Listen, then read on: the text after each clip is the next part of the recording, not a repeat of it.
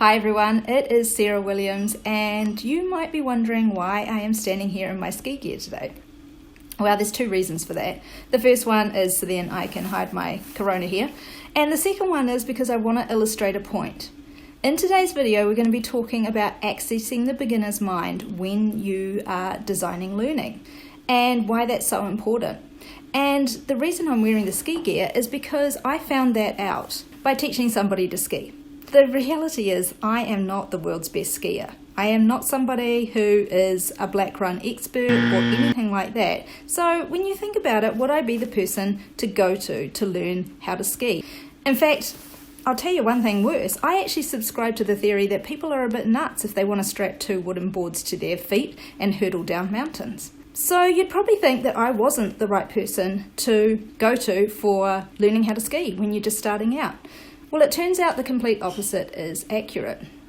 Now, full disclaimer, I've got to let you know that I've been facilitating and teaching adults for over 20 years now, so I do have that in my stable and in my camp. But here's the thing that makes me a much better teacher of a beginner than anything else. That is that I am only 2 steps ahead of a beginner. Now, I've been skiing for a wee while, but yes, I'm still only 2 steps ahead. So you could say I was a master beginner for a long, long time. But here's the thing that is important about that. I'm able to access the beginner's mind. I'm able to access, when they hop on those skis, what their hopes are, what their fears are, what their dreams are, and most importantly, how they're feeling. So how does that translate into how I teach somebody how to ski? Yes, I spend a bit of time teaching them the basics of skiing, because let's face it, that's about all I can teach them. But I spend most of my time teaching them what? Now, if any of you thought confidence, you'd be absolutely right.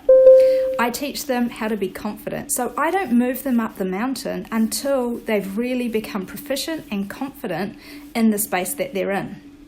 Now, you might be saying, okay, Sarah, well, that's really easy for you because you're only a couple of steps ahead of them, so it's easy for you to access the beginner's mind.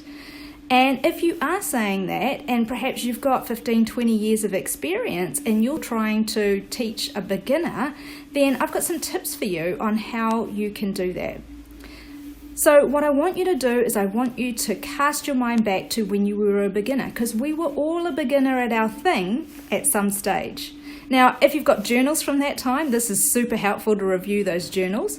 But if you haven't, cast your mind back to the time in which you were a beginner.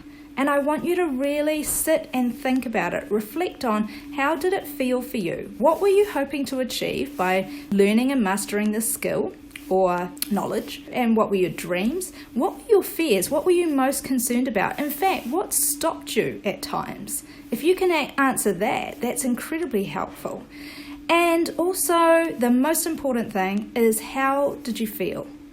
What were you feeling? Were you scared? Were you ambitious? Were you excited? What were you actually feeling?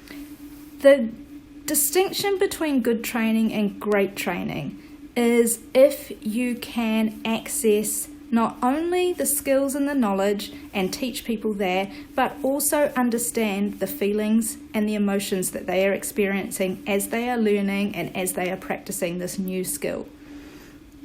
If you can do that, you've just catapulted your training to a whole new level. I hope that's been helpful. I'm Sarah Williams, and I will see you next time.